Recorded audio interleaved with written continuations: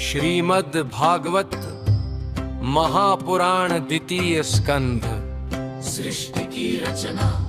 विस्तार से द्वितीय स्कंध में शुकदेव जी राजा परीक्षित को बताते हैं कि मृत्यु के समय मनुष्य को क्या करना चाहिए और इस संसार की रचना कैसे हुई। यह स्कंध भगवान के विराट रूप, सृष्टि की उत्पत्ति और भगवान के अवतारों का वर्णन करता है। अब इसे कथा शैली में विस्तार से समझिए। राजा परीक्षित का प्रश्न। जब शुकदेव जी गंगा तट पर पहुंचे तो राजा परीक्षित ने विनम्र होकर उनसे कहा, हे महात्मा, अब मेरे जीवन के केवल 7 दिन शेष है। मुझे बताइए कि मनुष्य को मृत्यु के समय क्या करना चाहिए। किसका स्मरण करने से मनुष्य को मोक्ष मिल सकता है। तब शुकदेव जी बोले, राजन, मनुष्य को हमेशा भगवान का स्मरण करना चाहिए। भगवान की कथा सुनना, उनका नाम लेना और उनकी भक्ति करना ही जीवन का सबसे बड़ा है।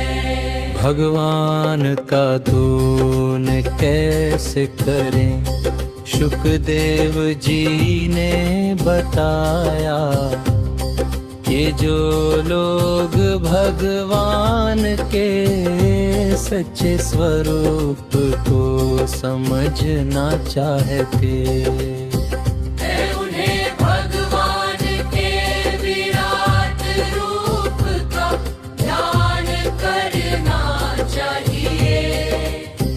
भगवान का यह विराट रूप पूरा ब्रह्मांड ही है। इस विराट स्वरूप में पृथ्वी भगवान के चरण हैं।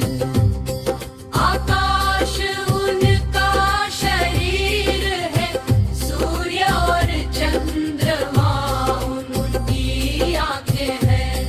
पर्वत उनकी हड्डियां हैं, नदियां उनकी नाड़ियां हैं, पेड़ पौधे उनके रोम हैं। इस प्रकार पूरा ब्रह्मांड भगवान का ही रूप है। सृष्टि से पहले की स्थिति शुकदेव जी बताते हैं कि सृष्टि की शुरुआत से पहले इस ब्रह्मांड में कुछ भी नहीं था। न पृथ्वी थी, न आकाश, न देवता, न मनुष्य। चारों ओर केवल अंधकार और जल ही जल था। उस समय केवल भगवान नारायण ही थे। क्षीर सागर में शेषनाग की शैया पर योग निद्रा में विश्राम कर रहे थे। ब्रह्मा जी का जन्म कुछ समय बाद भगवान की नाभि से एक दिव्य कमल प्रकट हुआ। वह कमल बहुत विशाल और प्रकाशमान था। उस कमल के ऊपर 4 मुख वाले ब्रह्मा जी प्रकट हुआ। ब्रह्मा जी ने चारों ओर देखा, लेकिन उन्हें समझ नहीं आया कि वे कहाँ हैं और उन्हें क्या करना है। उन्होंने कमल के तने के उन्हें हजार उसके मूल को खोजने का प्रयास किया, लेकिन उन्हें कुछ भी नहीं मिला। ब्रह्मा जी की तपस्या। तब ब्रह्मा जी ने बैठकर भगवान का ध्यान करना शुरू किया।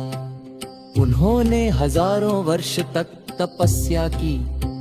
तपस्या से प्रसन्न होकर भगवान विष्णु उनके सामने प्रकट हुए। भगवान ने कहा, हे ब्रह्मा, तुम मेरी शक्ति से इस संसार की रचना करो। भगवान ने उन्हें सृष्टि का ज्ञान और शक्ति प्रदान की। सृष्टि की रचना भगवान की आज्ञा से ब्रह्मा जी ने सृष्टि की रचना शुरू की। उन्होंने सबसे पहले देवताओं की रचना की। ऋषि मुनियों को उत्पन्न किया। मनुष्य जाति की रचना की। पशु पक्षियों को बनाया, पर्वत नदियाँ और समुद्र बनाए। फिर उन्होंने 94 की रचना की।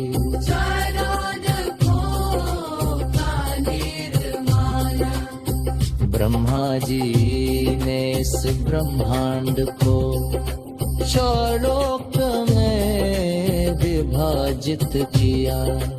ऊपर के 7 लोक, सतलोक, तपलोक, जनलोक,